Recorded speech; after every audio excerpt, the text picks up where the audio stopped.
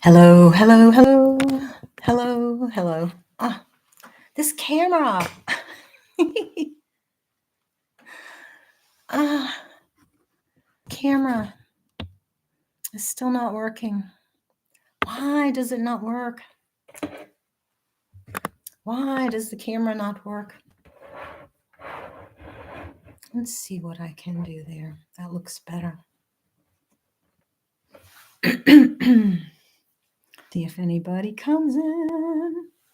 Let's see. Oh, I really need to start remembering that I said I was going to do a live more than 5 minutes before I come in to do the live.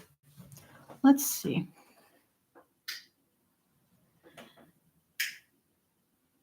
Is that better? That doesn't seem better.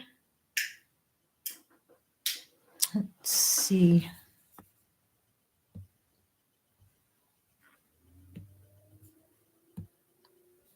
I wonder if the sound is working. We'll see. If anyone comes, we'll see if they can see it.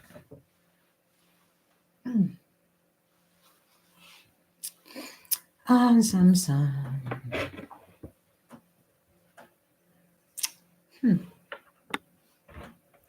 Okay, what am I drinking? Maybe I'll turn the overhead off and see if that takes that glare away.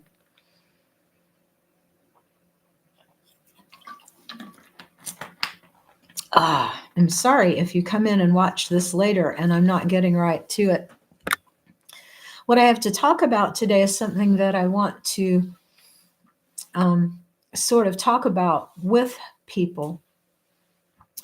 And so I saw that a couple of you, I forgot that I said I was going to come in live today, at what time, and what time it was getting to be Eastern. So let me turn this overhead light off and see if that helps the camera.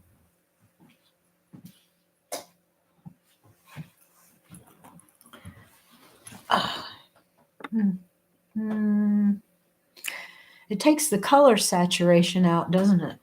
Ay.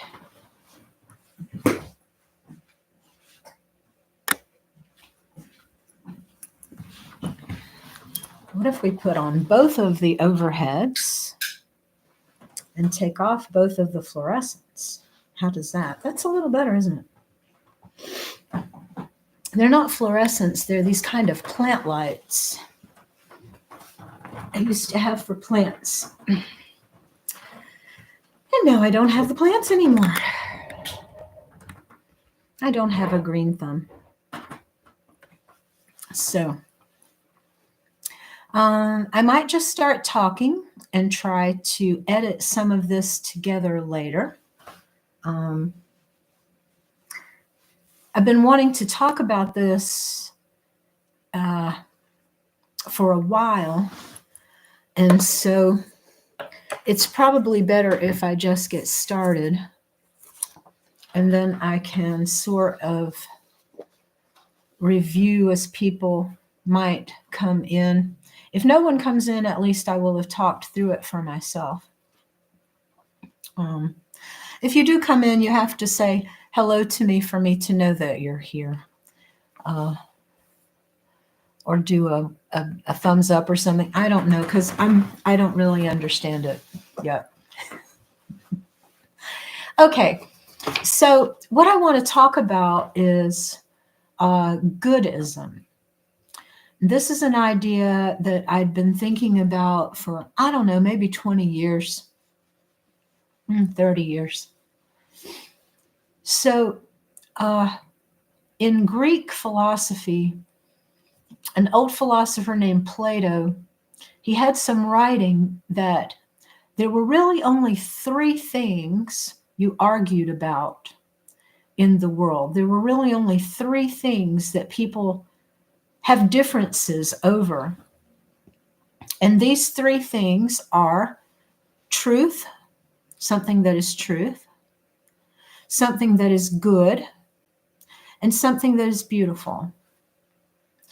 And so Plato said that these are the only 3 things that we argue about. Otherwise, there's nothing to argue about. And so, what we have to do in order to work through these arguments is to recognize exactly what it is we're arguing about. Right? Because as far as truth goes, if what you're talking about really is true, then there is no argument. Truth is something that goes beyond argument. Truth is something like gravity, sciencey things used to be recognized as truth. So what we can recognize as truth is that we have environmental change, global environment change. We can all recognize that as true. Now, why we have that? There are going to be different opinions on that, and there's going to be some evidence, and there's going to be some evidence in several different directions. And some people are going to want to take one bit of that and make that the whole direction. And some people are going to want to take the fact that there's so many things, and they're going to say, well, because there's so many things, we can't do anything. And so both of these are extreme logical positions. They don't exist. If you actually use logic, you can work through these positions to get to something else. But truth is something that really cannot be argued once evidence is presented, and the other person accepts the evidence as being truthful and real. Now, this is what we've also had. Oh, hey, somebody's here. Hey, Mama Bowman, I'm so glad somebody's here. I'm so glad you're here. So I'll kind of start. I was going to try to paste some of this together later, but it's much better if somebody comes in and I can rattle it off of somebody. So what I want to talk about is, I want to ask is there a way people can do good without tying it up to their idea of truth, which is what we think of with religion. So in Greek stuff, we find that there are three things we argue about. We argue about what is good, what is true, and what is beautiful. And so we all have our own opinions. And so what we find is that if it's really true, we can't argue about it, right? So, I mean, it's like gravity. You drop something on the floor and it falls to the floor and it drops, and you can't argue about it. So, as long as you've got the evidence you need, you can't argue that. Now, what most of us take our religion to be is we take our religion as truth. And I think this is where we get into problems with other people, because they also take their religion as truth. But we're not supposed to have a difference of opinion about anything that's really true. But we do. And so what I want to do is I want to say, is there a way we can take this to think about being good, to do good things for people? Is there a way we can do good things? I mean, we're always going to carry our religion with us, right? We're always who we are. We always carry our own relationship to God with us, and that makes us act or do whatever we act or do. But now, is there a way to say, okay, I respect that we have a difference of opinion, so I only want to do what is good. I don't want to try to act on you with my truth, but let me see if I can do what we both might say is good in the world. And the question would be then, if we could ever agree that there was ever anything that was good for more than one or two people or whatever? Or are we so impacted by our own self-interest that we can't even think about good without having our truth of religion connected? I don't know if I'm making any sense at all. I've been thinking about this a long time, and I really want to get some feedback. I want to get some opinions. I want to see what you think. Um, is our religion so connected? I mean, we are all. I mean, my relationship to God helps me determine what would be good and what would not be good. But now, hey, Barbara, good to see you too. Mama Bowman is here too, and so I've been chatting a little bit. And so we're kind of talking about whether we can do good things without being driven by a truth of religion. I'm trying to say it better each time I say it. I don't know if that's better or not. Yeah, so Mama Bowman says, I find it hard to separate the two. So if we think about our God connection as being whatever we experience as truth, and maybe if we think about the way that we have difference of opinions with other people, and we say, how can I let those other people live their truth as much as possible? Okay, like if we have somebody whose truth is they want to go out and kill everybody or conduct a lot of hate speech or whatever, right? I mean, if we have a lot of that going on, then obviously that is not for the good of the people they're attacking. I will do good just because that's who I am. Well, but what is good, right? I mean, okay, so like my husband will try to do something good for me, like he will clean the kitchen up after lunch or something, and he'll think it's good, but then what it does is it kind of interferes with my process, which I don't do things the same way. So I want to be grateful for that, right? I mean, I want to say, oh, thank you, honey. That was so sweet of you for doing this and doing that.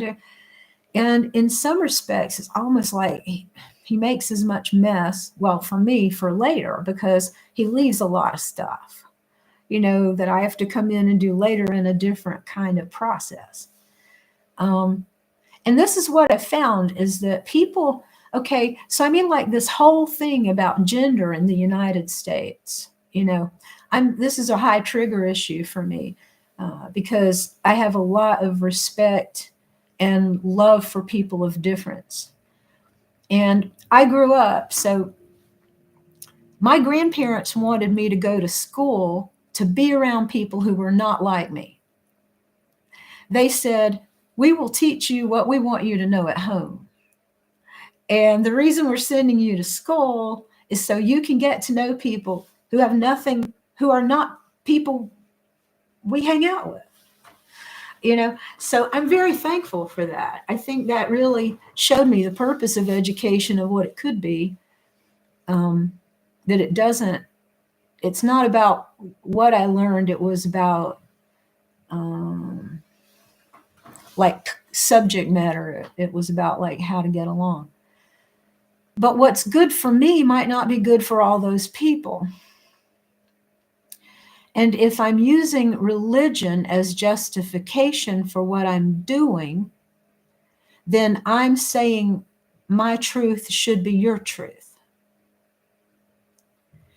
And I worry that this is a time that we're getting truth confused with good. And I think coming out of the college system, a lot of my friends were atheists. And that was always really hard for me because I've never been an atheist. I've been an agnostic, which is like somebody who believes that maybe God doesn't have, day-to-day minute control over things or whatever. But I've never been an atheist. And so it was always difficult for me when my friends would criticize people who would like say, give thanks to God or give glory to God for something that had happened. And I always wanted to try to extend my friend's idea of what God might be. I was afraid that they were thinking God is this little old man with a gray beard, and he sits in a corner somewhere while I'm sitting in the corner. He sits at the top of the universe. Yeah, he doesn't have a corner. You don't put God in the corner. And so he sits there and, rules and says, oh, ding, you do this today, and ding, you do that today. So I have been an agnostic, but again, I just don't know. Let's see what Barbara says. It's about socializing. Yeah. How to get along with people who are not always good in the way. Yeah. In the way we see good. Yeah. And especially the ways that we are so different from each other. I mean, I like to believe that even every blade of grass is different. I like to believe that, if this is some kind of thing that has been created, maybe it's created to study, to learn from. And so everything in this world is different. Every little thing is one different piece of something bigger. It's sort of like saying our fingers or our toes are not part of us. We're all part of this one thing that is, some of us are more aware that we're part of it than others. Some of us believe we're outside of everything.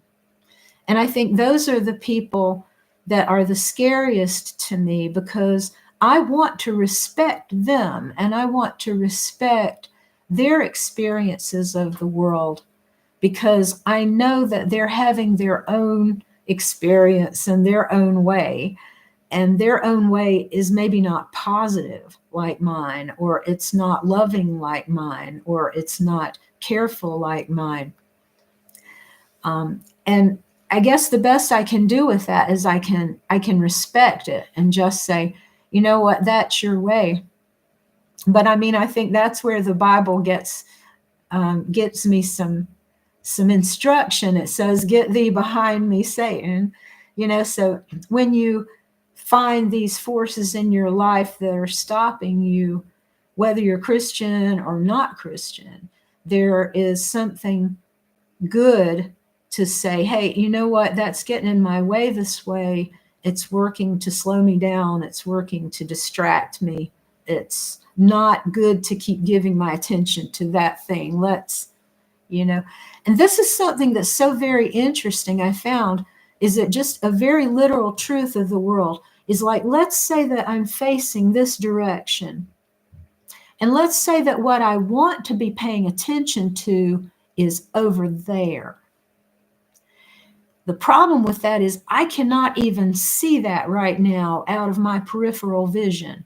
I am going to have to change my focus. I'm going to have to change my attention in order to bring it to what I want to be paying attention to. Oh, okay. And so that can be a concept that messes with people, because if you're trying to give up something or you have a bad habit, you're totally focused on what you're trying to not do. And this is what I was trying to get across to these guys, these kids who were doing these no fat videos, I know. But if you're totally focused on this, you're totally focused on not doing something. Well, what are you really going to do with your life? Well, why don't you change your focus and look over here? There it is. And, you can change your focus and get to a place where you can move forward, instead of you're focusing on a place that you're stopping all the time. You're focusing on a place that's literally hanging you up. Mama Bona says, that is doing good by respecting people for who they are and what they do or believe. I would hope so. So now let's try to challenge that. Let's say, oh, why have I got top chat? Why doesn't it say live chat? Okay, fortunately, it's all the same. Oh, where am I? They want to make me sign a thing before I can participate in the chat. YouTube is a wonderful, strange creation. Welcome if you're new and hanging. I know we have some people who haven't come into chat. Please welcome, come into chat. I'm here to debate this idea about goodness, about whether we can really do good things. How can we do good things? Are our good things maybe getting in the way of somebody else's thing? So I wanted to question this idea. So I want to talk about how maybe the people in the states who voted for Trump and are scared to death about transgender people reading to their children.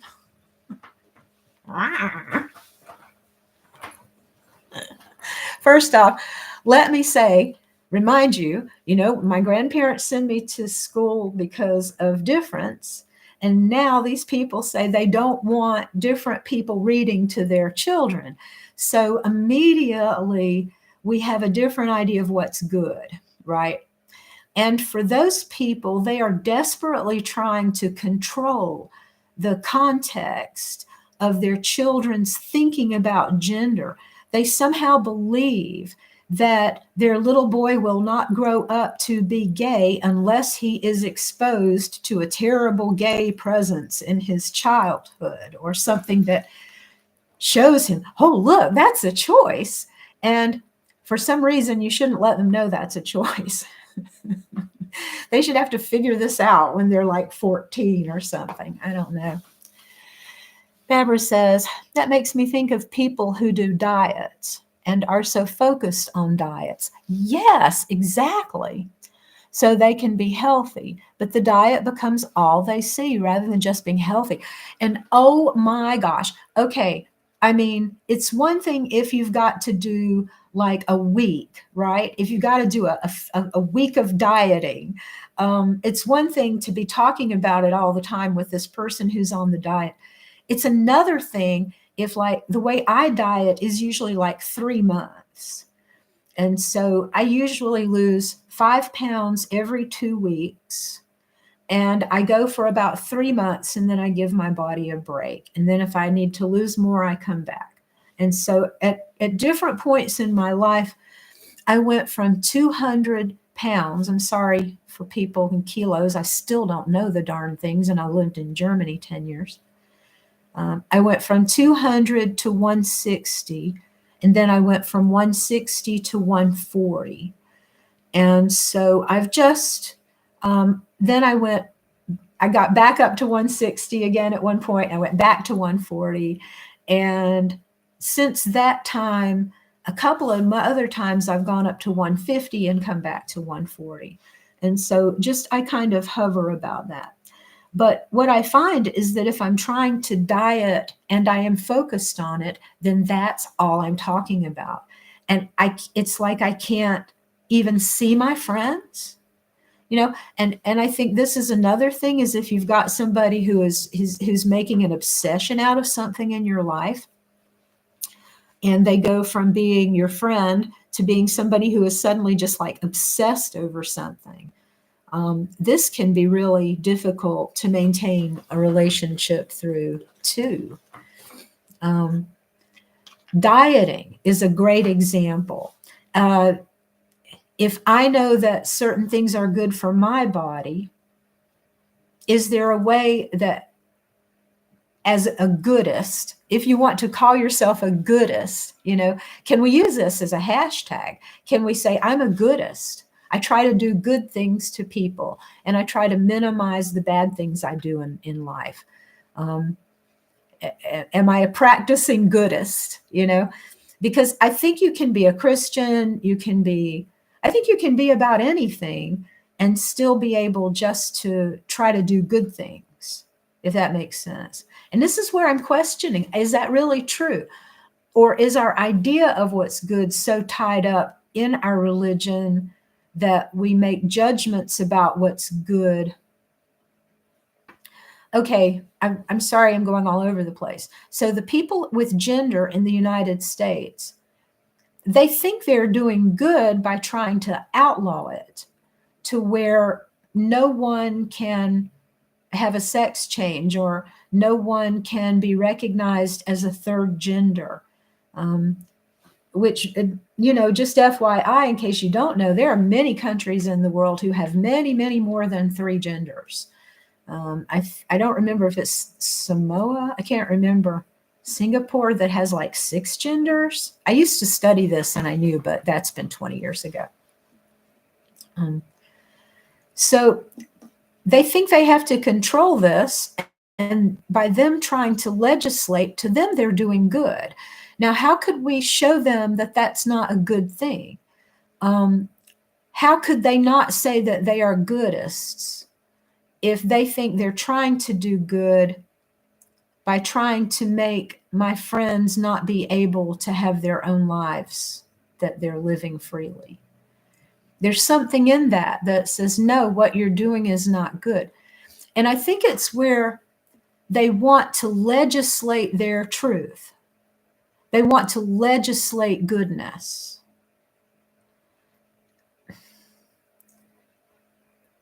You shouldn't have to legislate truth. You don't have to legislate gravity. We don't have to have a law that says, well, we have a law of gravity, don't we? So I guess it did get legislated by being recognized. I don't know. I'm very on the line about this. I think there is a way we can act that is good, but it's difficult. I think all religions bring something with them. Well, most religions. Maybe Satanism doesn't bring anything with it that it encourages us to live in a way that would be positive and to others.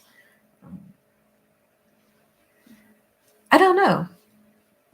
I wish somebody else would give me an opinion or troll me or do something, because I'm very confused about this. I want this to take off. I would love to start a Goodist community.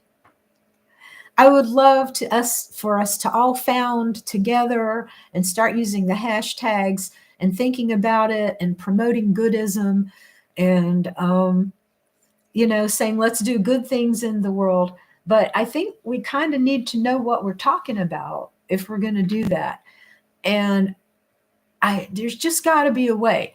I mean, I've been watching channels of some religious people that, I don't share their religious views. I've been watching, there's a very great, I'm sorry, I don't have her name. She's in the Hope Crew, a Muslim creator, and she talks a lot about Muhammad. And it's very interesting to read and to hear her, to hear what she says there. Mama Bowman says, I'm not a person who judges or decides who is wrong or right. I just try to be good to everyone. So what does that mean? How do you do that?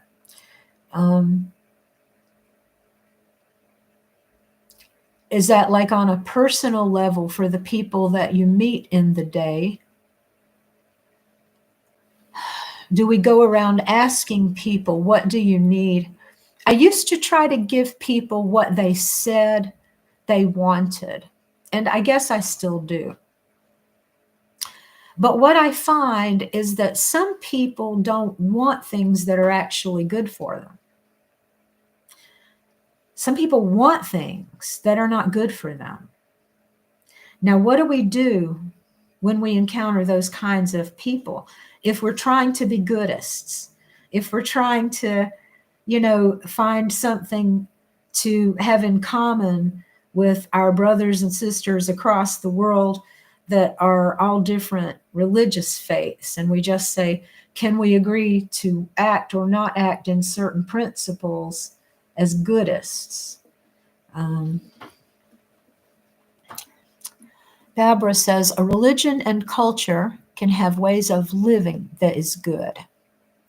but this is from their view of where they live. Yes, very, very, very important. Another religion and culture on the other side of the world do things differently. Yes, yes, yes. Mama Bowman says that's their decision to make. So maybe there's something about trying to legislate. Maybe a goodist, I don't know, because I mean, as soon as we vote, we're trying to vote for someone who is going to legislate on our behalf. And I don't want to say don't vote. I think it's very, very, very important, especially in the United States, to vote, especially in the midterm elections that will be coming up. I think it's very important to vote. But I think we have to recognize when we're voting, are we voting for freedoms to allow other people to have their own truths, or are we trying to vote to have other people go along with our truths? So I think this is a hard thing, because every political platform has these views embedded in it. In Germany, they have, I don't know, like 20 something different political parties. And so what happens is, let's say that you like the Green Party, or let's say that you like the Pirates, or let's say that you like the Christian Party, or whatever. What you can do is you have a number of votes, and you can cast those votes for different parties. And so now let's say you have 4 votes and you put those to this party, and 2 votes and you have put them to this party. Sorry, I don't know exactly how this works better. But then what they do is they take all the parties that got the total highest votes, and they put them in power. And then they make them work together, and they make them build what they call a coalition of government. And so this is a way that has been talked about the U.S. moving forward for a long time, is to break up the 2-party system so that we don't have 2 parties anymore.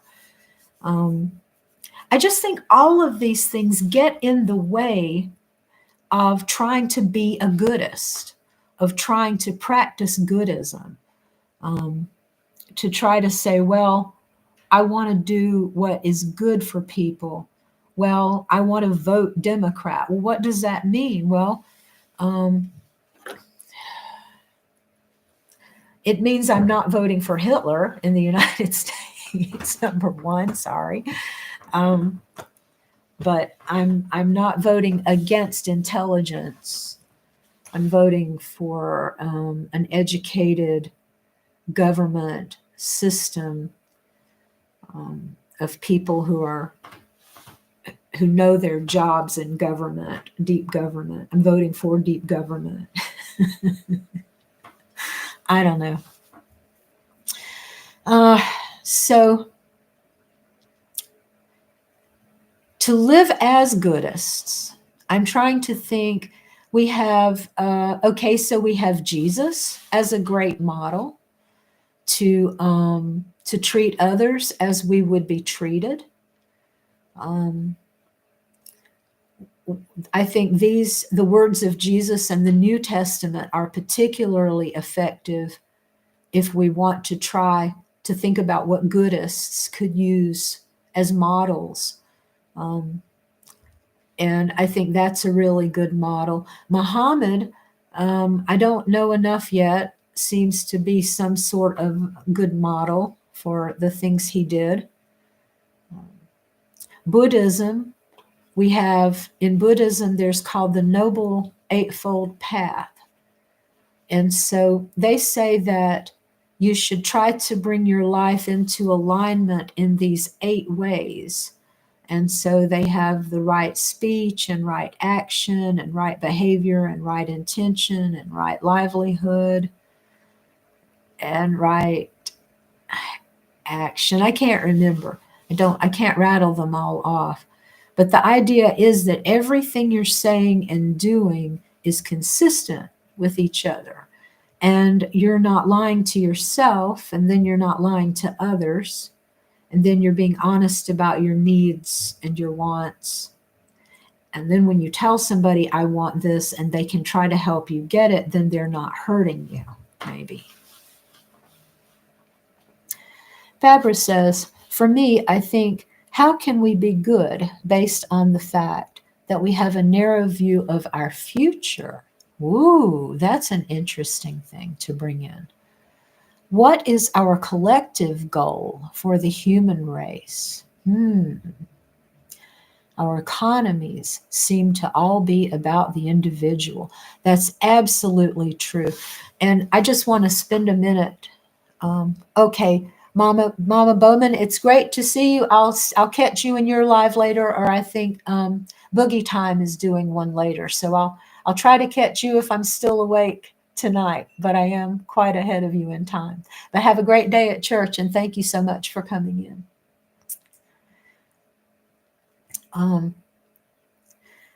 And so we have a narrow view of our future. Our economies seem to all be about the individual. I remember in the 1980s, as we were moving into the 1990s, there was this movement. There was this movement to transpersonal, it was called. And we believed that maybe the transpersonal way of looking, the view of the world, was going to be the next worldview. That's what it was called. We were talking about worldviews. And we talked about how we were going to maybe move from postmodernism into what would be a transpersonal worldview, where we finally recognized that we were all part of the same system. And what happened is it just didn't happen. It went the opposite direction. It's like things from postmodernism. So in postmodernism, we basically destroyed the idea of truth, right? We said nothing is really true anymore. It's your opinion and my opinion and his opinion, and there's no capital T truth, and we had all that stuff written. And that's kind of bothersome to think that we went to a more individualized, isolated way than to a more transpersonal way where we could respect our differences and we could respect what we're doing. So, Barbara, I think if it's just you and me, I don't know if what else you want to say about this. I'm very interested. I think that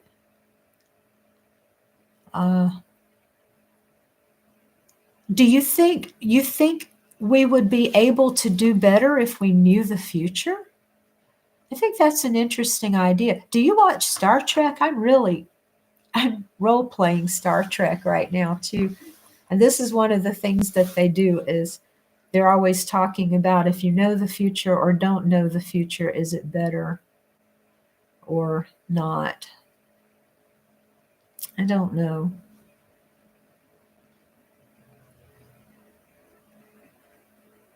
Yeah, I mean, can we look back and see that Hitler was a bad idea? Yeah, but I mean, we could have looked ahead and saw that Trump was going to be a bad idea.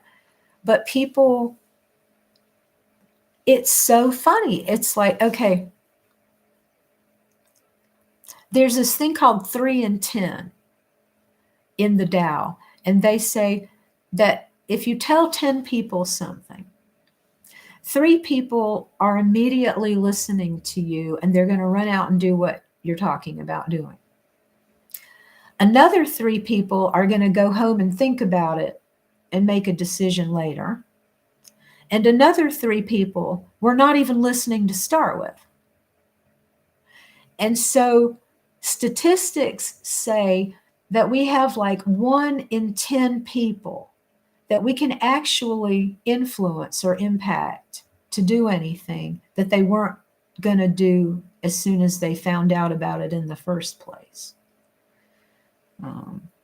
So that one person is our question. I think the future is not set. We decide how to go forward, but some mechanisms put us in a certain direction. It is hard to change direction. Yes. And I think that is something I struggle with as a person who was abused as a child. I sort of don't want to get started in a direction. I have to overthink everything before I go down a path, because I have to be sure the direction I'm going on is eventually going to go to good places. And if I can't imagine good places going in that direction, that really stops me up.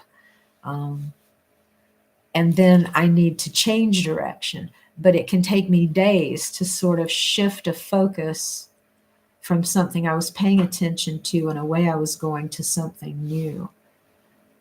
I guess it's that way with everybody, but I think some people don't get quite as focused or deep into the things they care about. So maybe it's easier for them to shift. I think about people who are in relationships sometimes, and one person can be very invested in the relationship, and the other person may not be very attached or very invested in it. And then the one person is like, oh, it's, oh, I think it's time to go. It's not, I'm not enjoying this. And the other person's like, wait, where are you going? Where are you talking about? You can't leave. I think there's that difference of attachment sometimes to something, and that can make us change directions. I do have a question, Barbara, if you're going to be here another minute or so. Have you thought about doing other things on your channel? You have a wonderful sewing channel, and you do your Friday channel, and I know you did Vlogmas. So you did the vlog, you did the walking around, talking, you went to the park, and you did all the things.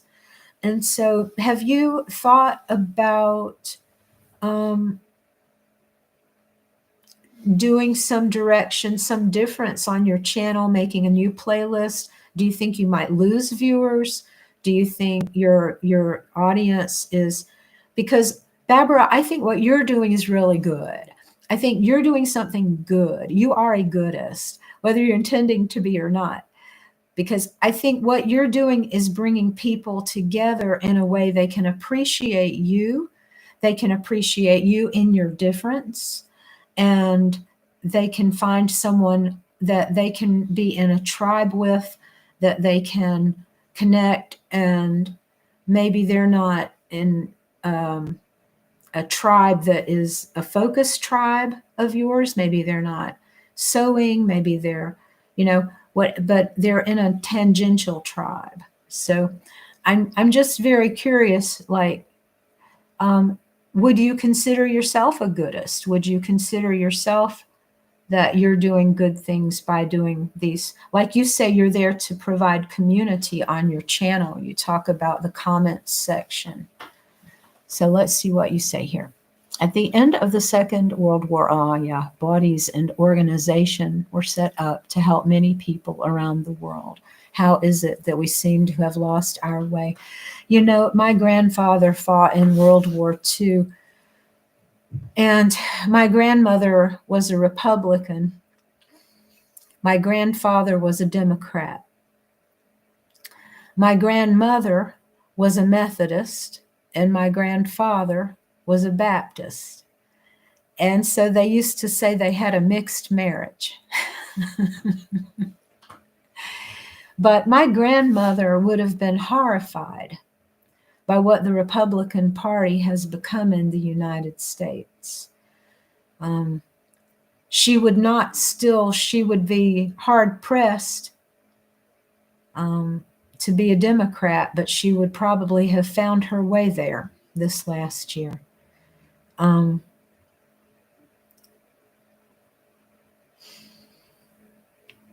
Yeah, I just think about all of those. I grew up with my grandfather and my grandmother in the house. And so I was raised with those. My mother got a divorce from my father when I was 2 years old. So I really grew up around my grandparents. And they had these very World War II beliefs and systems. Did you grow up, Barbara, if you're still here, did you grow up with that? I think maybe you also have, because you have a very sense of do it yourself and self sufficiency, the way you live, and you seem to thought about doing videos on issues such as gender and social identity. It will form views in people that can isolate me from my viewers. Isn't it funny, right? I mean, here's the trick. You're doing good by being present and being seen.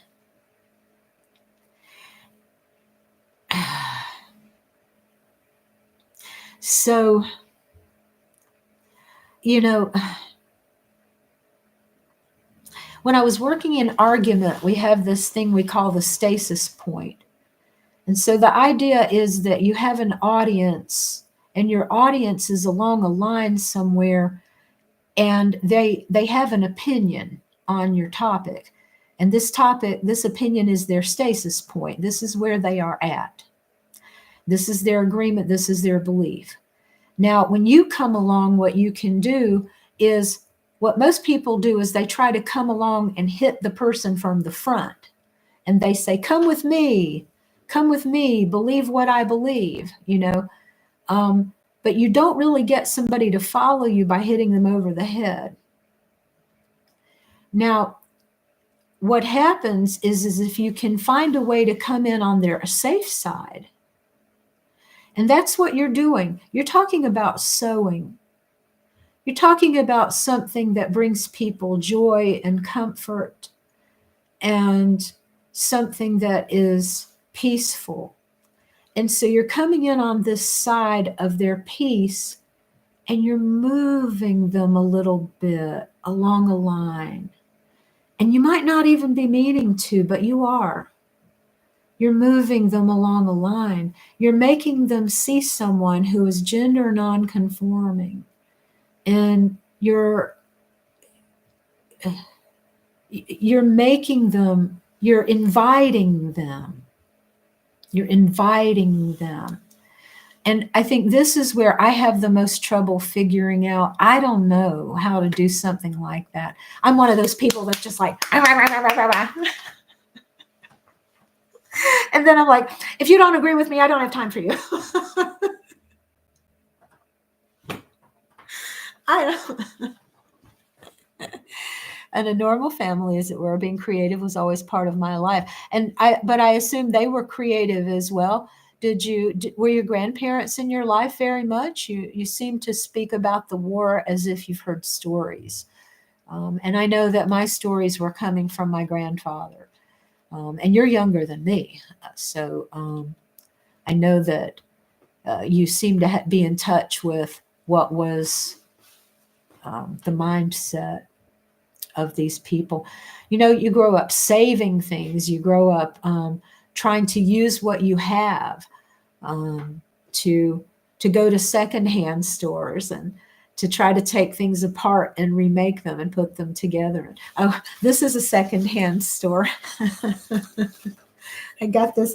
It's so weird because I picked it up and it's like, this is nothing that I would ever wear in my normal life. But I thought, on my bicycle, people will be able to see me. And then I brought it home and it was warm around the house. So I start wearing it. You just don't know where things are going to come from. You don't know where your next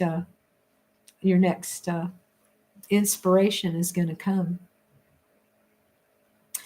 So we have a second person here now for a few minutes. We'll see if that holds.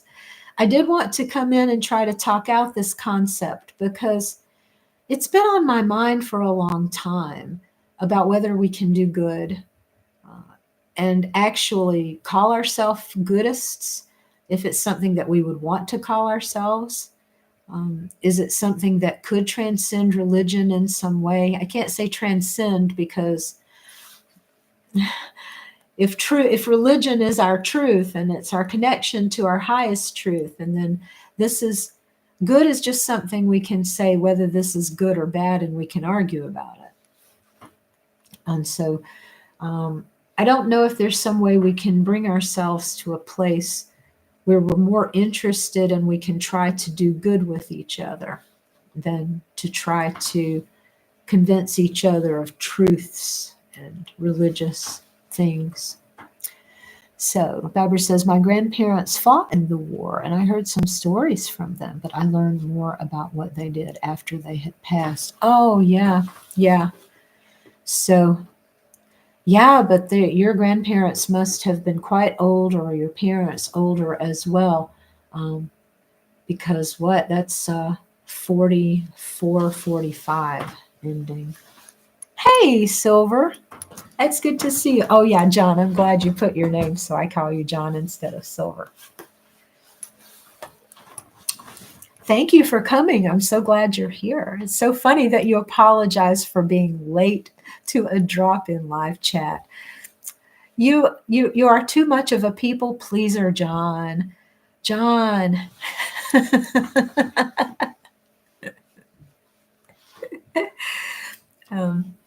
Both of you have really wonderful dedicated channels. Barbara does a sewing channel, and Silver does obviously a retrocade. He plays video games, especially from the 80s, and they're quite wonderful. He gets these old ROMs, and he racks up the points somehow. I never can figure it out. I don't know how long he has to play. John, how long do you have to play to practice to rack up the points you get on some of these games you play? They're incredible. So there's something about that World War II mentality that I associate with goodness. I associate it with, and here I'm living in Germany, right? I mean, the contradictions just never cease.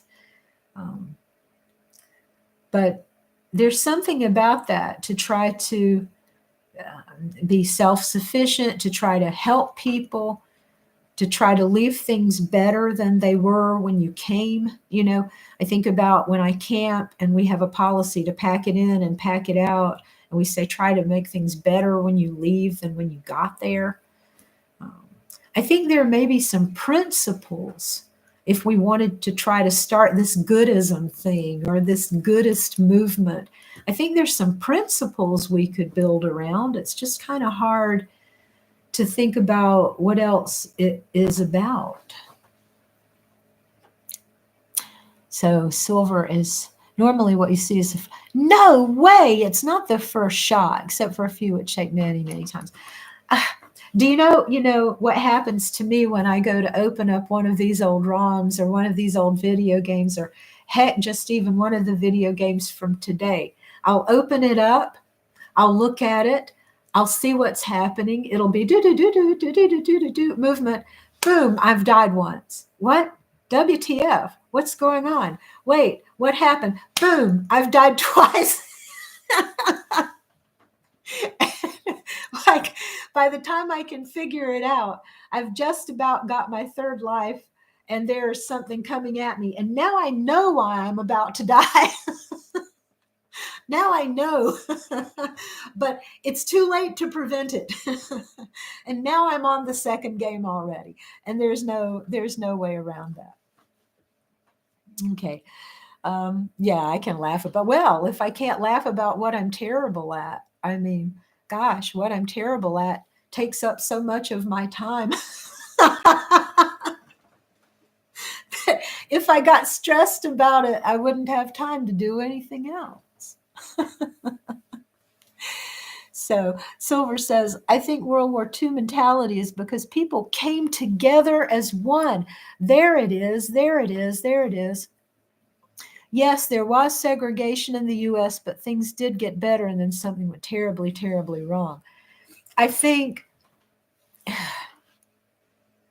there's a philosopher named Gramsci, Gramsci,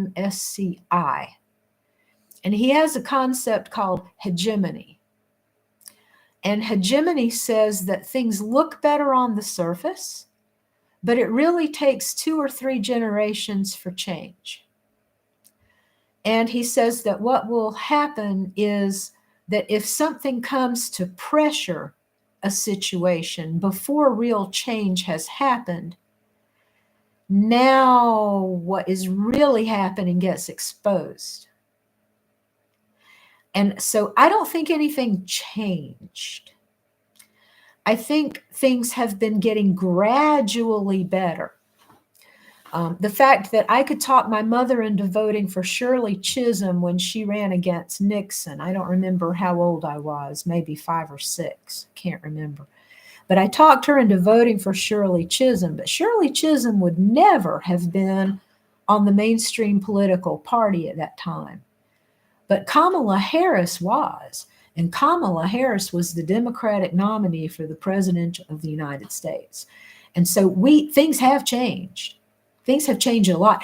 And she got almost half of the popular vote, almost dead half, and questionably more. So, yes, things have changed. Have things changed enough so that she became president? No. I think we believed things had changed enough for her to become president.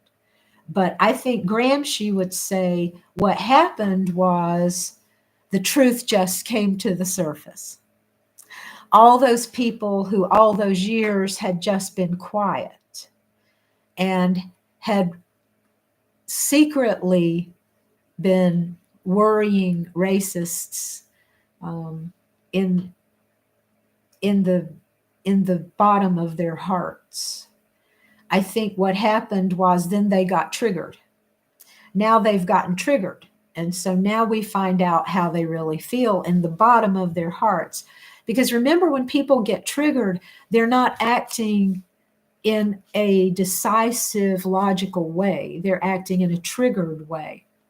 And I think a lot of the voting in the last election in the States was triggered voting. I don't think it was decided. I don't think it was researched. I don't think it was formulated. I don't think it was considered. And so there's that trigger situation for me.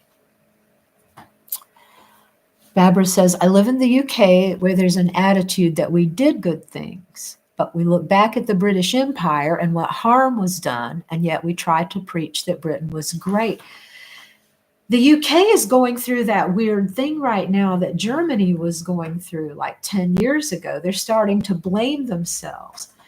It was about 5 years ago, and I took part in a production of,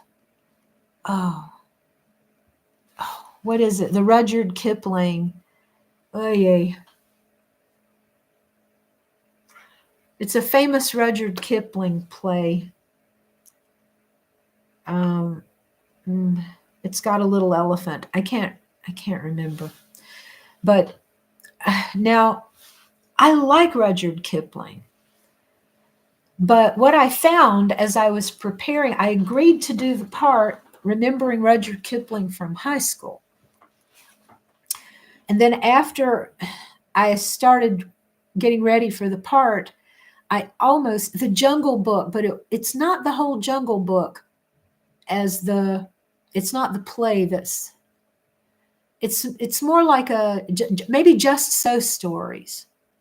I think it's a Just So Stories that they made into a play and they perform it. And it's got some neat little songs, and it's a fun thing, sort of like Jungle Book has songs. Elephant's Child. Yes, Elephant's Child. So that was one part. I think we had a selection of stories, and I think that's what they were doing, was a selection of them. And so then I started thinking, I don't know. So I ended up in order just to continue with doing the play and presenting the play on stage, I ended up sort of writing a second play in which this father is telling the stories to his kid, and he's going, oh, yeah, maybe, I don't know. How do we address this? Like the elephant's child is always getting a spanking. So this is something that to struggle with just in the time frame of getting a spanking, if you're a goodist, do you spank your children? Do you spank your partner if they ask for it? But it's different to spank someone in a position of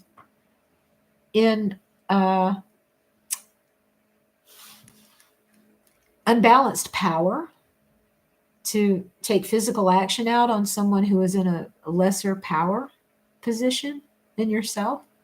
Is that, and can you call yourself a goodist if you spank your child? Should we, what are we going to do if people say, well, I'm a goodist, but I beat my children regularly to make them be good? Are they really goodists? We can't authorize a label. We can't say, yes, you can be a goodist and you can't be one. Spanked and didn't turn out to be a serial killer.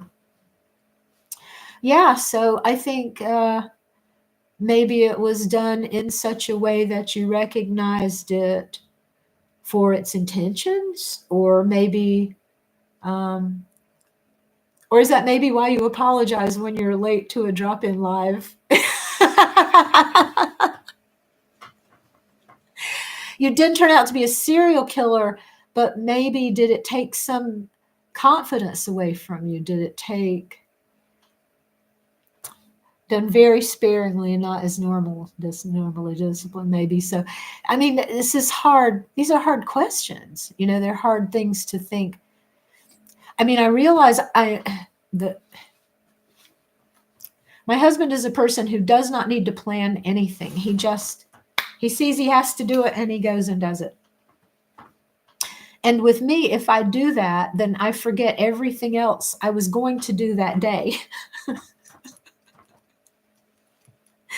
My life is sort of chained events, like one thing chains to another event, and then this event, and then this event will happen. And so if I go from this to this to this to this, I'm okay. But if I get interrupted, I just come back and I go sit down and I say, oh, isn't life wonderful? And then I think half an hour later, I think, wait, I had things I was supposed to do today. So, any little thing can derail me. And this is because I was abused and neglected as a child, and I have to overthink everything, and I'm so careful about everything that I do.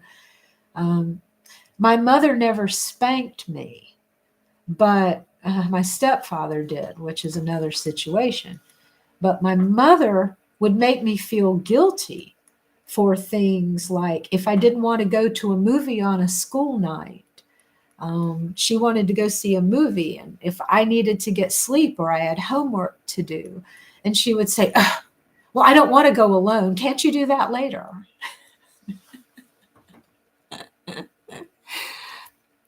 Barbara says, part of good is to try and treat those who have less, as in a power situation, as equal.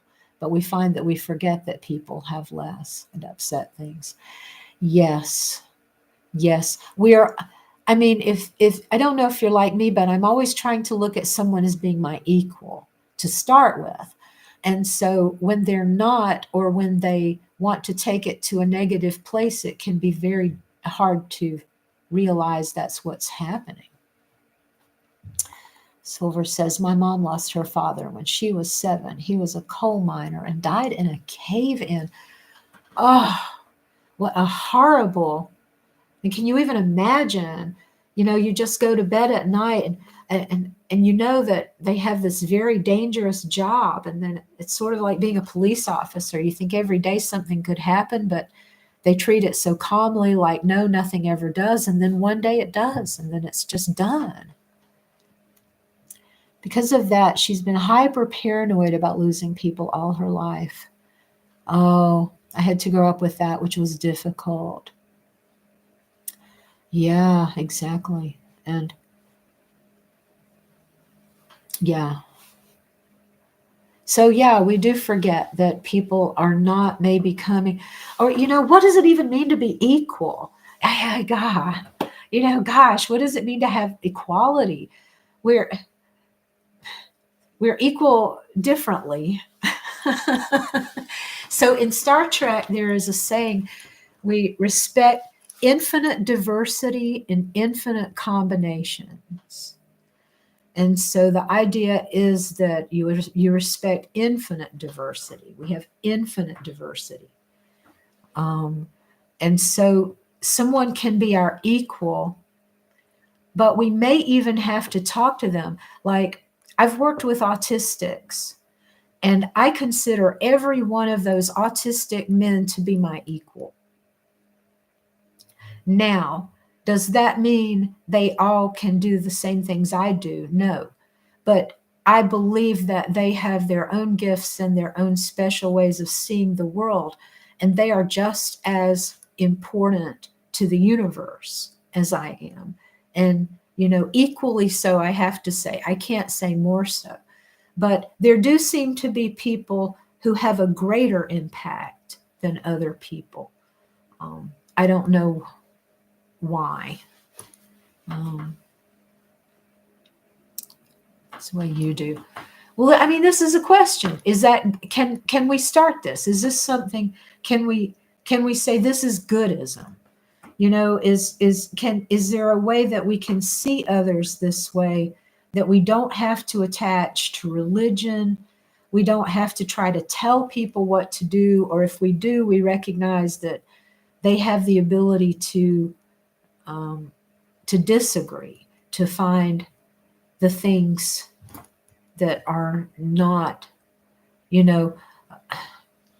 again, is it a good thing to spank your child? Well, I mean, you may have a child you need to spank. I don't, I don't know your position. I can't judge a good parent or a bad parent, I think, by some action. I don't think I can judge. I think maybe part of goodism is to say we don't judge. I don't know, but if something hurts me, I certainly judge it. If my male friends can't wear dresses in public, I judge that. If people don't want them to read to their children because they're wearing dresses at the time, I'm going to judge that. Because, yeah, I don't think that's good. But, I mean, I don't think I should try to legislate gay transvestite story hour. I don't.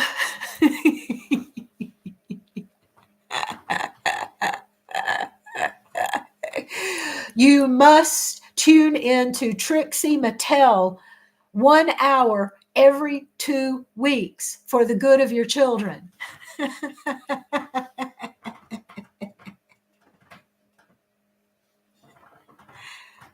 I agree that I should not try to legislate that.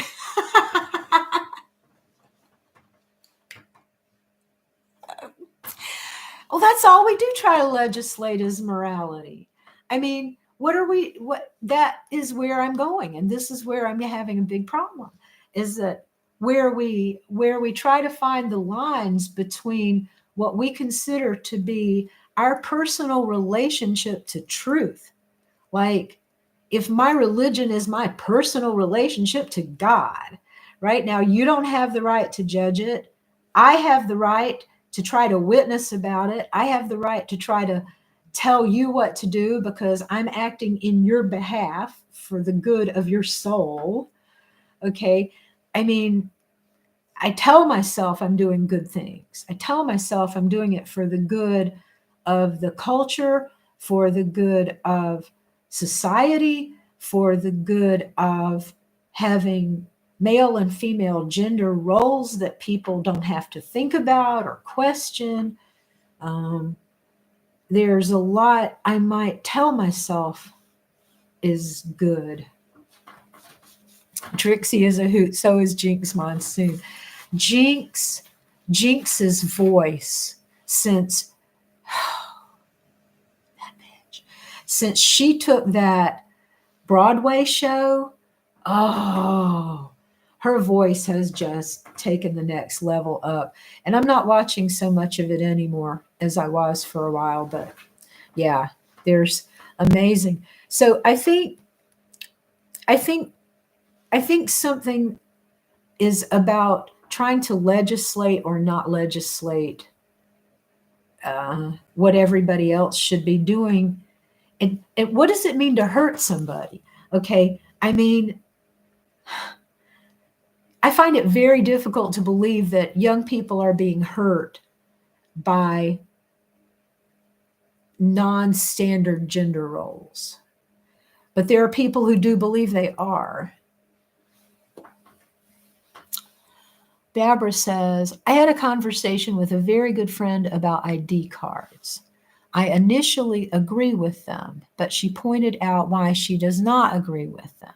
She is a truly good person, but I think I'm good. Yes, ID cards are something I want to come back to. We have a totally different point of view. Yes. There's a difference between doing good and becoming homogenous. Sometimes different can be better. I think difference is best. And that's where I think I'm different from. I think the people who are so afraid, I think they're afraid of their difference. I think they're told they shouldn't be different. And I think these are the people who are getting in line behind a strong authority figure. After all, I wouldn't like a world where everyone liked what I liked, believed in what I do. Yeah, embrace my differentness. I think that's why you're here. I don't think you would be here with me and Barbara.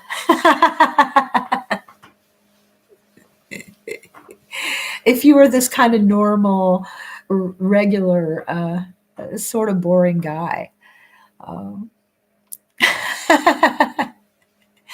Well, I don't know how to keep going. I had thought that I wanted to just do a long live today, so I don't expect you guys to hang out. I was going to kind of cut this up.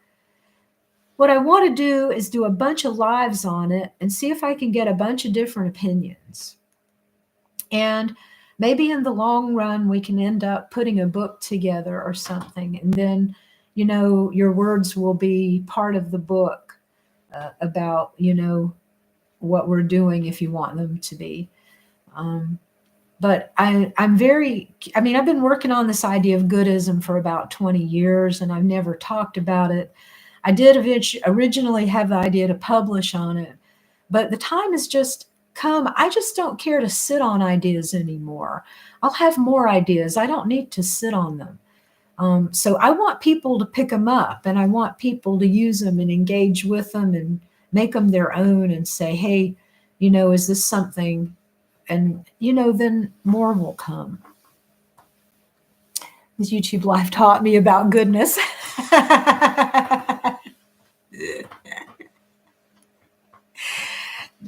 There's the name of your, there's the name of your next video.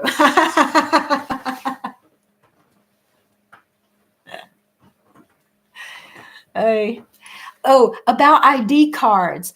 ID cards are so interesting, right? Okay, so I'm with you. I also believe that in order to vote in the United States, you should have to show your identification as to be who you are. And I get a lot of flack from that from the Democrat Party because they say they don't want legislated identification and everything. That's very hard in this day and age. So I had a schizophrenic friend in Syracuse, New York, when I was living there.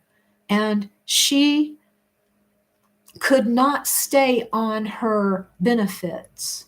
She was homeless most of the time because she would not go and sign the card to get the benefits card because she was so paranoid how her information was being used and how they were tracking her and what was going on. So this was a very specific case of somebody who really needed the benefits because she was living in other people's garages most of the time. And she couldn't go home. She wouldn't go to her mother's house. She wouldn't, they wanted her on medication, of course. They wanted her to get her ID card and go to her treatments and this and that. And she didn't want to be different. She didn't like the way the medication made her feel. And then she became paranoid more in schizophrenia. And so it was just an ongoing thing. And so ID cards, you know, I don't know. Registration processes generally. Well, we've got the internet now. And so with the internet, every website you visit has the legal right to collect your browser information, like the system you're coming in on, the time of day and the place you came in from, like my German Black Forest connection would show, that I'm using Chrome and that I came in at a certain time of day. Now, if I set up certain code in that browser window, then I can also track if you go to another website while that browser window is open that has my code in that one, like advertising. Now I know other websites you went to while you had my browser window open, and I know what movements you took to go from one to another. So then when you leave my website, I can collect the data about what link, if you followed a link to go someplace, where did you go from my website?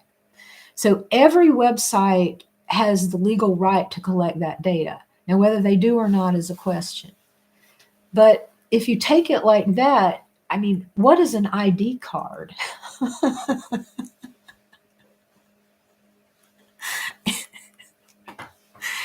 I mean, what does an ID card even mean anymore?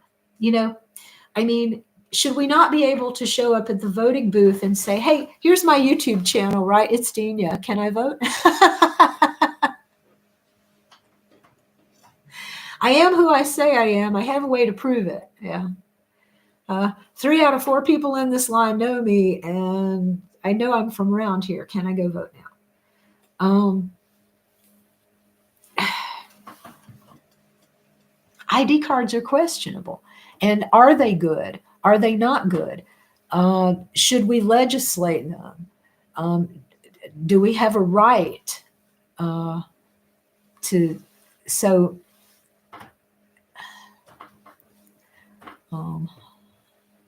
yeah, credit reports are not good, right? Well, they're not good for whom? Yeah, they're good for those companies that want to deny you credit, or no, they don't want to deny you credit. That's the problem. What they are good for is to identify the people who have risky credit that are likely to pay a little bit off and be intimidated. And that's the credit report. That's the one they want to buy. They want to buy the account of the people who are in debt, and they can buy your account for 3 cents on the dollar and then make you pay 25 cents on the dollar. And then they're happy.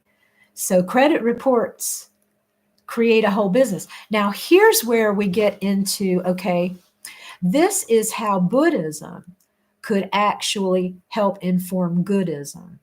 Because in Buddhism, they say that you have to have a way of making money. Your business in the world cannot be unethical. And exchanging money living things. I think there's three prohibitions about what you can do for a living in Buddhism. One of them is about selling meat or human slavery and selling living creatures, conducting in that. One of them is, I think, about money exchange. And I can't remember the third. Maybe somebody. But, if Goodism embraces the tenets of Buddhism that say the Noble Eightfold Path, we embrace the Noble Eightfold Path, that we try to do the right thing, say the right thing, live the right way, don't have the wrong jobs, are not trying to. So I don't want Goodism and Buddhism to be the same thing, because they're not.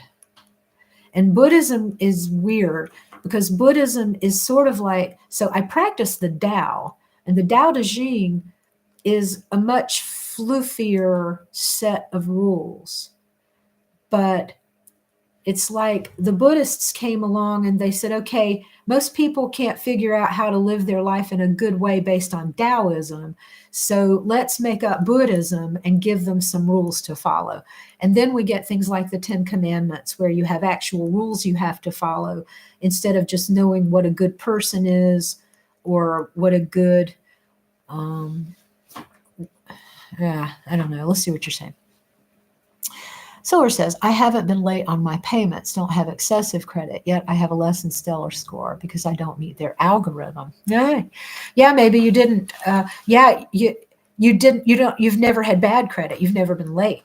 You've never, so I think at this point, they actually kind of privilege the accounts that maybe paid just on time. They pay just enough so that they incur an extra usage fee every month, right? They don't want you to pay back immediately anymore. You'll get penalized if you try to pay back too early now. So Barbara says, in smaller communities, especially in the past, most folk knew each other. Exactly. So identification was not a problem. Now we live next to people we don't know, but who controls the information is key. Yeah.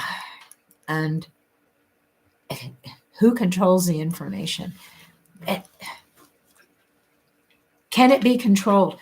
Who was it that said in the 70s, they said information must be free? Information longs to be free? I can't remember who said it and what he said exactly. I have to think of.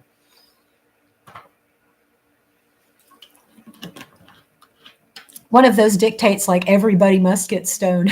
It was something like,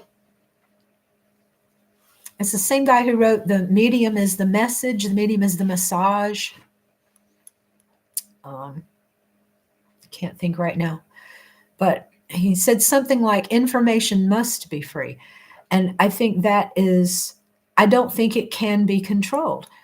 And I think that is the biggest wave we have to ride moving forward, is to say there is a crap load of information about all of us out there already, and we can't control it.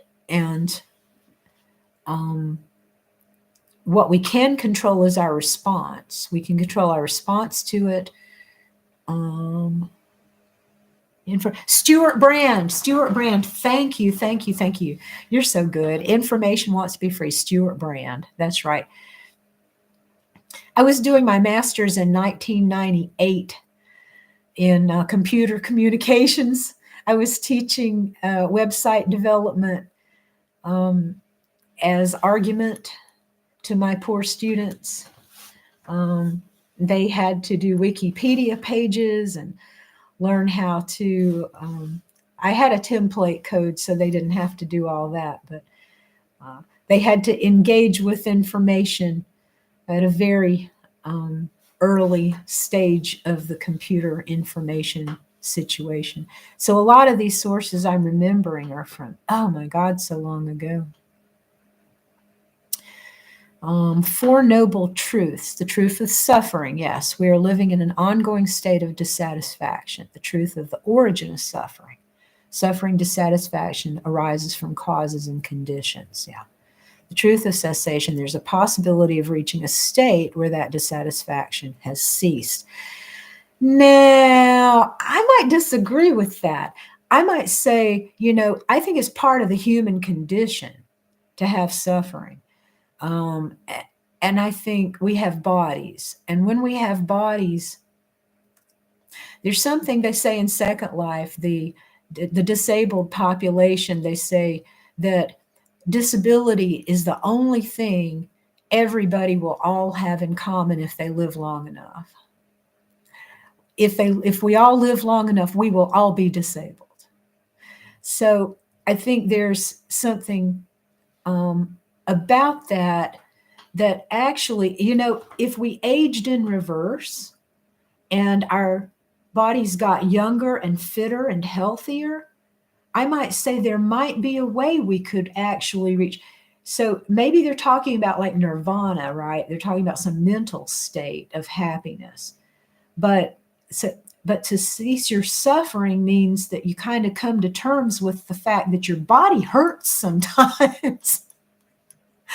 It's kind of hard to have a cessation of suffering if I'm in the toilet an hour or two every day.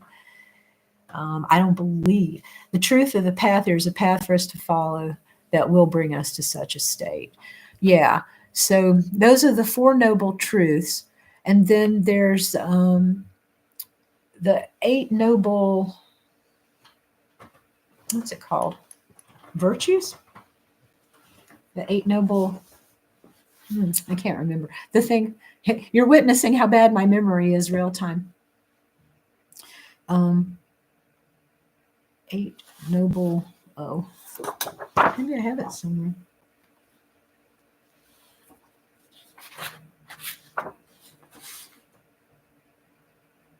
Oh, it's the Noble Eightfold Path. The Noble Eightfold Path, that's what.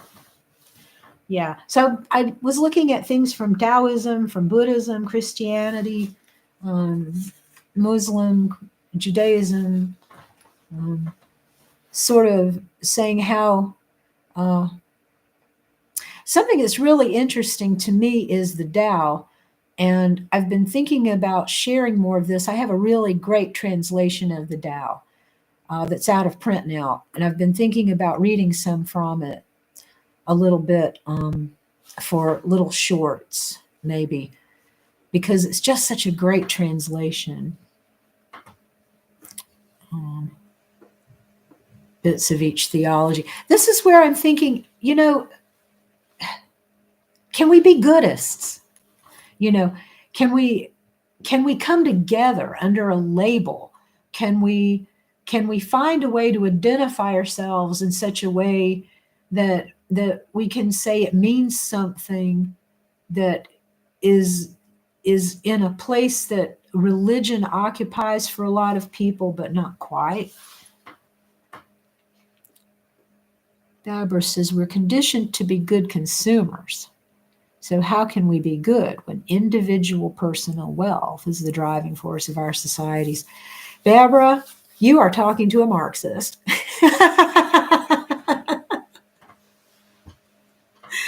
As all the rhetoric was flying in the United States about Marxists in the last 5 or 6 years,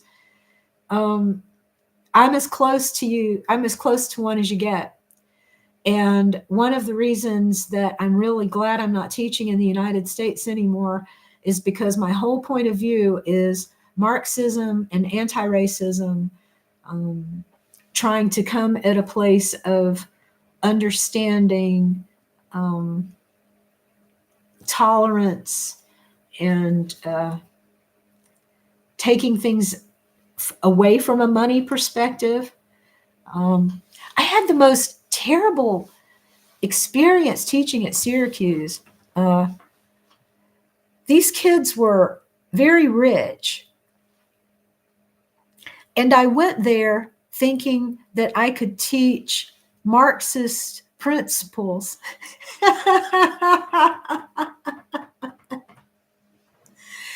So here's what I would do.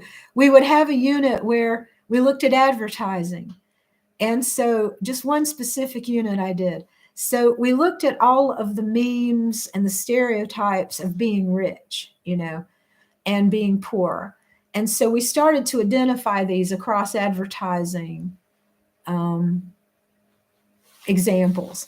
So after the students did, half a semester or something of this, and we're on the midterm or whatever, they're doing their paper. And so one of the people writes that they're really glad they've done this research because now they know how to dress to impress people. Now they know what a rich person should look like. Now they know.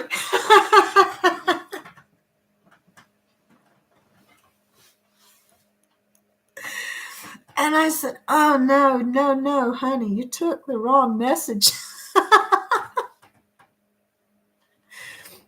I'm trying to encourage you to understand that carrying this briefcase isn't really a measure of success. But you want to say, oh, but if people believe it is. And that's how they did. And I think this is a generation that we have in power right now. I think this is the generation that saw and heard the word rhetoric. And they saw that as an opportunity. Historically, Quintilian said that rhetoric was the art of a good man speaking well. Now, historically, they believed that if you said things out loud, you would figure out truth. If you said things out loud, people around you would encourage you to truth. They wouldn't let you say stupid things. So what's happened is people have isolated themselves into their own communities, right? Where they want to be encouraged to say stupid things. They want to surround themselves with people who encourage them to say stupid things. So rhetoric, the idea that we can be able to speak publicly, and in speaking publicly, we will come to truth. We will be able to, I will speak, you listen, you challenge what I'm saying. That challenges me. Now I have to rethink my position. Now we come to some negotiated understanding. Well, that doesn't happen if you only surround yourself with people who agree with you. And so this is, I think, the biggest problem with what's happened since in the United States, there used to be an Equality of Information Act that said that if you equal time, so that if you gave time to one political party, you had to give it equal time to the opposite perspective. You had to show that you had an objective perspective in order to receive the license to broadcast. But all that went away with the internet. No one needs that to license to broadcast anymore. So if they don't have an objective perspective, they can broadcast anyway, and they can say whatever they want. Read some of Karl Marx. It always makes me think about my own view on a situation. Yeah, I think the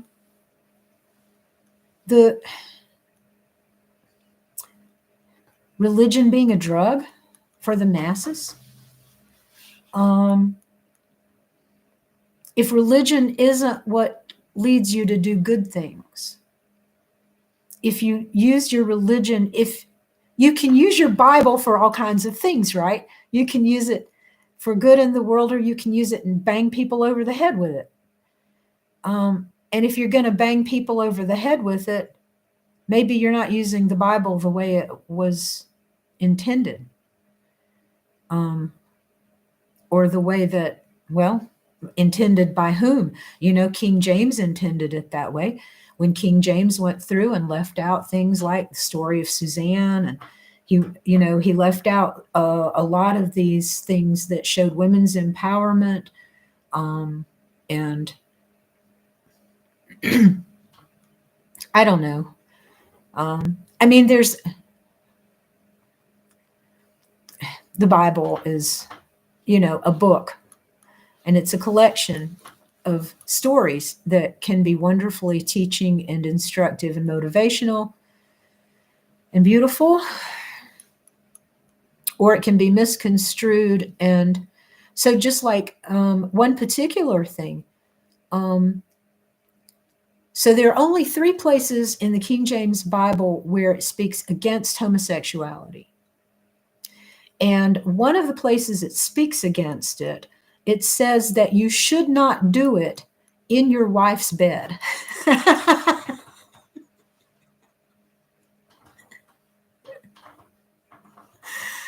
And so, I mean, and this is because the bed was seen as the marriage property of the woman.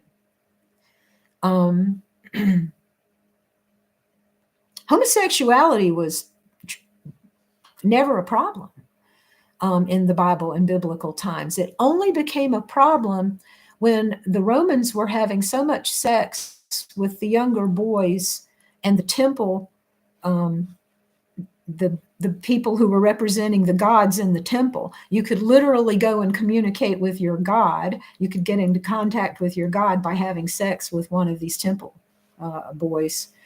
And so the women who had children, their property, they couldn't get their property passed along. Rome started having a real problem because people couldn't inherit property. The children that were being born to mistresses. And the wives were not getting the sex, and they were not getting their husband's children. And so this is when Rome started passing all of these decrees against homosexuality. And that's when it finally got taken up in the Bible, was to say, hey, you guys, you better impregnate your wives or you can't pass along your property. Considering that the word homosexual doesn't exist when the Bible was written. Exactly. Sometimes the translations are made to fit the translators. Yeah. I mean, homosexual, right? I mean, what is that? Religion is a framework to help guide us in morality, not an absolute. That's a nice, you say things in the nicest, most reasonable way. I wish everyone could get that, could say that, could feel that way. But it depicts a time that has now passed, how to be moral and still see the guidance of the framework. Yeah. But, I mean, has the time really passed, or has it been reinterpreted for us? One thing I've been on about is that I believe that the right to have an abortion is the ultimate child care right.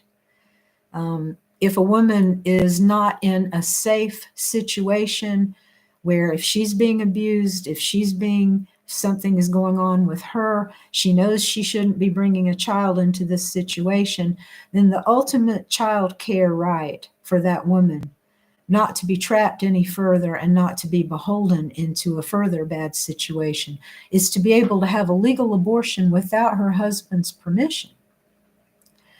And so, for me, this is very important. This is a very important right to have. Now, does the child have a say in this? I would say no, because the child has not lived in that family yet. The child has not understood the context. And we don't know what happens to the souls of children who are unborn in one woman. We don't know if they go to someone else. We don't know if they die forever. We don't know. And so we can't logically make judgments based on that. We can't do good based on what we don't know. But what I want to say about that is that, remember, Moses was found in the brush. A lot of babies were abandoned. We don't abandon our babies anymore. as a culture, it's not seen as acceptable. Biblical times, it was totally acceptable, totally acceptable.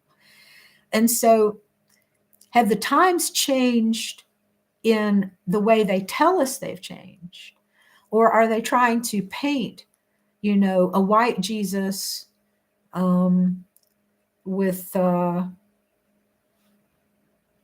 who doesn't agree with abortion and doesn't agree with leaving babies out by the side of the road or in the brush or whatever? I don't know. The time that has passed, I don't know. Has the time passed? The stories are relevant if we see them in context. I think the 1950s have passed. I think the 1950s, that a lot of these very restrictive, you be a man, I'll be a woman, or you go to work, I'll stay home and watch the children. I get to yell at you because we know what your job should be. And if you're not living up to it, I get to call you names and I get to sue you and I get to talk bad about you to our friends. And I get the support of our church where they come and tell you that if you were being a good man, you would stand up and do this and that. And if I were being a good woman, I would take care of my children and I would do this and that. And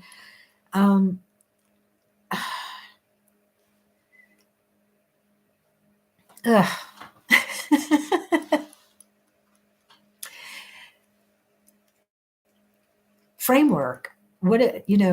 Can we hold on to something that is good about religion, about our faith, about the people that we are,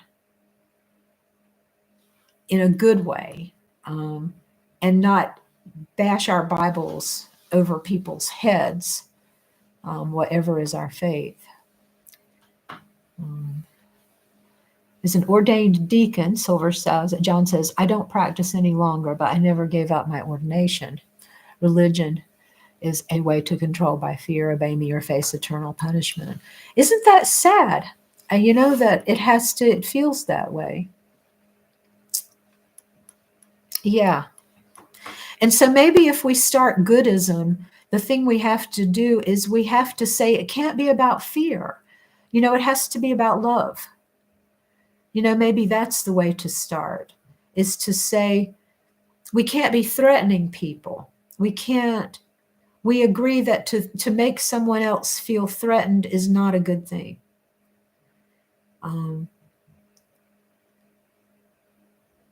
If those January 6th protesters who went and stormed the Capitol, which is still highly triggering for me, I can't even watch. I tell you, I cannot watch the video of it. It hurts me so bad. If those people who stormed the Capitol wanted to come out and say, I was doing good, I was doing the right thing, I would want to say, you caused a lot of fear. And Goodism is about not causing fear. Goodism is about helping people feel love. And the only person you helped feel loved that day was Donald Trump. And I don't think he felt loved. I think he felt emboldened and empowered. That's not the same as loved. So I would have to say that the January 6ers, because they fed on the fear, I think maybe this is the point. Goodism would have to be about love. It would have to be about openness. It would have to be about not causing fear or saying you have to do this or else.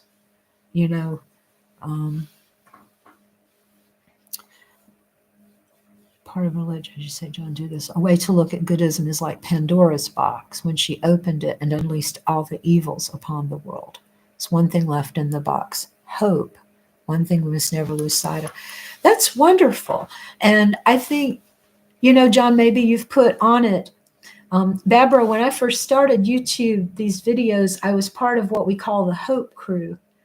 And we were just trying to post videos and see what sticks. Barbara already had a thing going and knew what he was doing. And Silver, I think you did too, but I was just sort of, I was hoping. I'm like, okay, let's hope and see what happens, you know. But I think my hope was that YouTube could be used for something besides educational videos or just, yeah, how to put your wall up or how to, you know, whatever. But it's more than that. It's a hope of connection to people who share interests. It's a hope of finding people we share things with that we didn't go to high school with. Adrian, you were her 30th sub, only been a tuber since September of last year. Yeah, follow your bliss life. I've been really worried because live more, fear less, live more. 222 is gone. His channel is still there, but he's not even watching YouTube under his channel. And I've been quite worried about him. He was in recovery, and I'm worrying that something has happened to his recovery. I tried emailing him, and I've not received an email back. So if anybody sees him anywhere, if either of you, well, I don't guess, Barbara, you would know him, but he was part of the Hope Crew as well. Yeah. His channel is still there. He's not been, you know, taken down or anything. And that causes me more concern than if it had been, just because he is in recovery. But I think this is something that I didn't think I would be able to develop relationships like this on YouTube. You know, I mean, I look forward to Barbara every Friday. I know someday you might be sick or something might happen, Barbara, but, you know, I'm always looking forward to seeing what wonderful combination of colors and fabrics and imagination and design you have brought into the world, or you're working to bring into the world this week. And the same with Silver. I'm always looking for his channel when, you know, I just need a little break, and I just, oh, what a day. And it's like, has Silver posted anything? Okay. The 80th anniversary of the liberation of Auschwitz. How did humans come to hate each other so much? Come to love the people we know and meet and hope never to repeat those mistakes. Yeah. And how is there, you know, I try to remember. Oh, good. So you do, yeah. So there is a regular. Look at you and your regularity. You guys are my like models. I'm so irregular. Every day at 5 and 7. Great. I try to remember I'm a highly sensitive person. And so a lot of things impact me that don't impact normal people.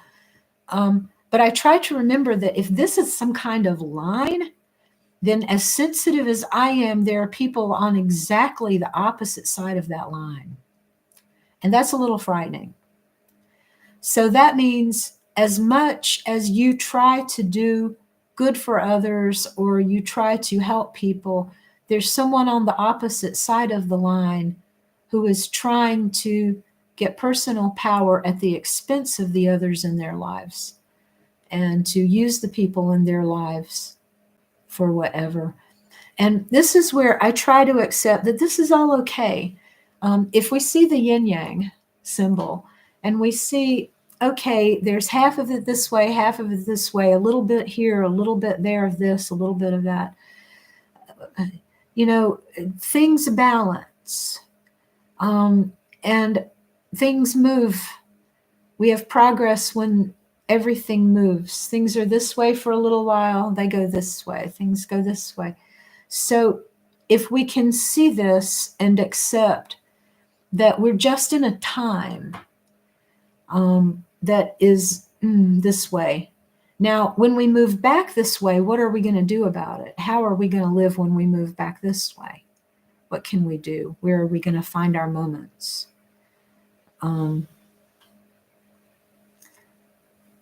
So, people hating each other, I have to accept that for whatever reason, they find power in hate. I used to walk my dog in the park, and there was a man who used to make beautiful sculptures and statues and things, and he would just leave them all over the park out of, wood that had been chopped down or whatever was laying around. He would just make a little sculpture of something. And I always enjoyed coming on one of the things that he had put together. And then I found that if I came later in the day, there was someone who had knocked it down. And the man that made these sculptures was a homeless man living in the park. And so I had a conversation with him about this other person who would come later and knock his stuff down. And it's like this other person didn't have the power to create. They didn't have the feeling of being connected. They had a feeling of being so disconnected that the only way they could make themselves felt in the world was to impact something beautiful, something that existed already, and destroy it or knock it down. So he said, I'll just keep making them. He said, they can keep knocking them down, and I'll just make a new one the next day. It's okay. He said, I'll keep making them. So I think that it's important to say, well, we understand that people are going to knock down things that we're doing. And just do we keep making them? I guess is the only response to do. What time are we coming to? Oh, you guys are so sweet for staying with me. I've been thinking about this idea for a long time, and I do want to do something with it. I want us to be using this hashtag, or I want us to think about it, or I want us to, debate what it means. I don't want you to feel like you have to come into every live I do if I'm going to be doing this for a while. I'll try to do this at different times of the day. I know Germany is sometimes weird to try to get people in the States in on it. And on different days, I don't have a real plan yet for a schedule. But if you have any ideas about Goodism, or if you have anything else that you think, and you can come and say or comment, I think I'll probably start doing these little Tao. I have several different versions of the Tao Te Ching, and what's interesting to me is the ways that they are different and the ways that they are similar, the things that they say. And sometimes it can help me understand something about the way the Chinese were thinking about this, because to compare the translations, you'll see things like,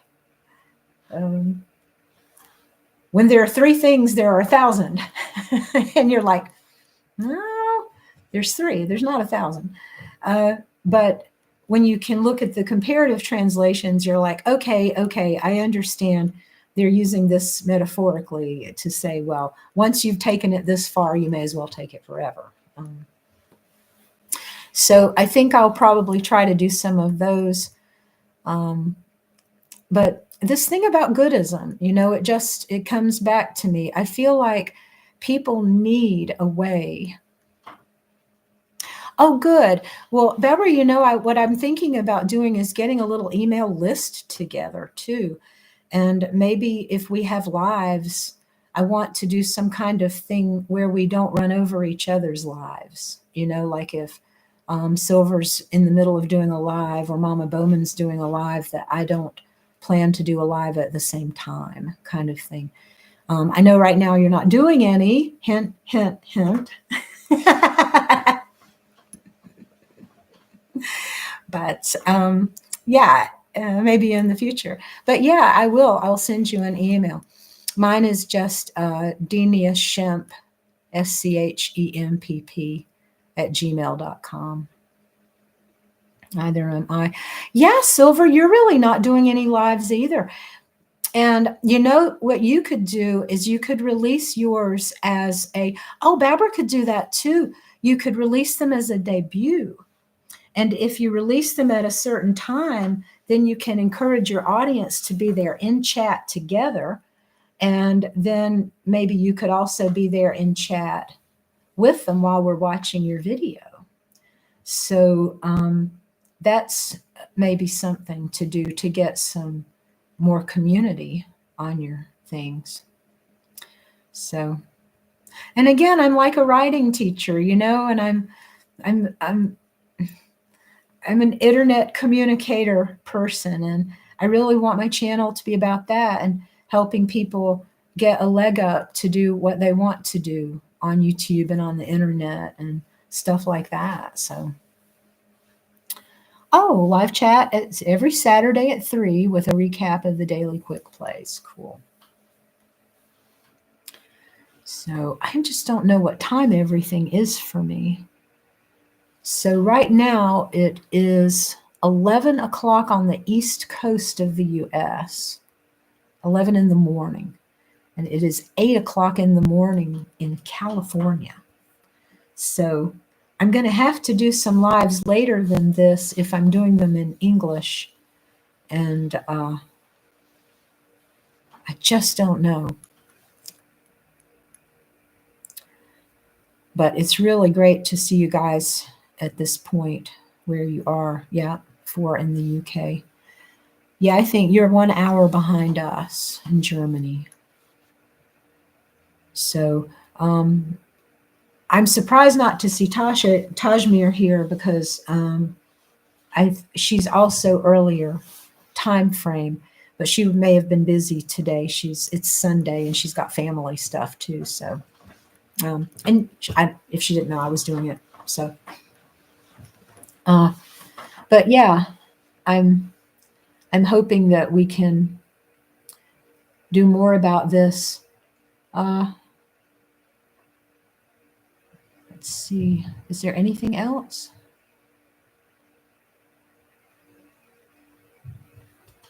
While I've got Barbara here, let me grab my doll. I wanted to show you my doll that my grandmother made.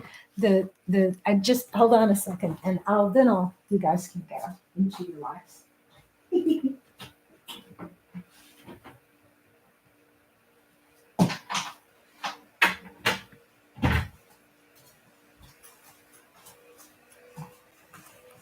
Okay, so she's naked. Try not to look at her inappropriately. But what I love is this embroidery done on her face. So my grandmother ran a doll hospital for the Salvation Army for many, many Christmases. And she would make dolls throughout the year that then she would donate also. And so sometimes she would make me one if I very specially asked her for one. But these are just the little ears. You can still see, I didn't like it when she would wash the dolls after they were already made. I would get upset. And so you can still see the lines on the doll. She wanted to stitch the hair down. And I begged her not to because I wanted to be able to play with the hair and do the things with the hair. So I said, no, don't stitch it.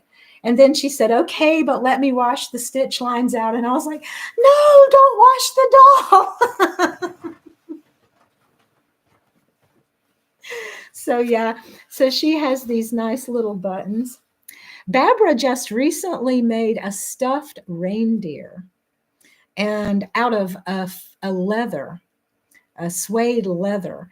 So, I mean, oh my gosh, I'm like, whoa, I bow to you with your, because, oh, working suede leather. Oh my gosh. But yeah, so she has these nice little button limbs. So she is a miniature version of a pair of them that I had called Buffy and Jody that were based on Family Affair television show. And I left them in the United States to give to my relatives. I just brought this little one here to Germany with me. But she made them, and they were quite large, like 3 feet, a meter high. They were rag dolls, but they were a meter high. Dominic, you decided on a name, Dominic. Oh, that's very regal. I like that. Yes, she's wonderfully made. And I just, I thought about wanting to show her to you. I thought about when you were making your reindeer. And so I've had a chance to show her to you now. That's very special. Thank you. Well, you guys have lives. You should get back to your lives.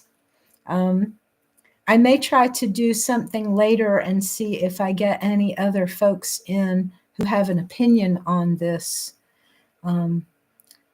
to think more about it.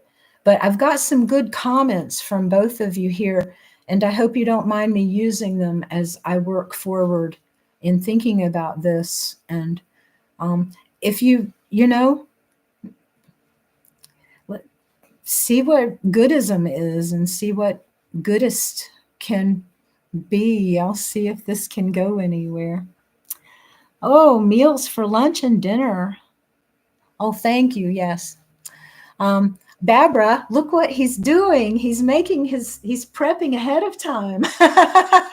Silver, you should do a YouTube on your meal preps, because Barbara and I both struggle with cooking for single people or cooking for smalls. My husband often eats like a TV dinner or something, and then I don't want to cook anything special for myself either. So I think preparation is key. If you can get those things prepped early enough, you can eat healthier.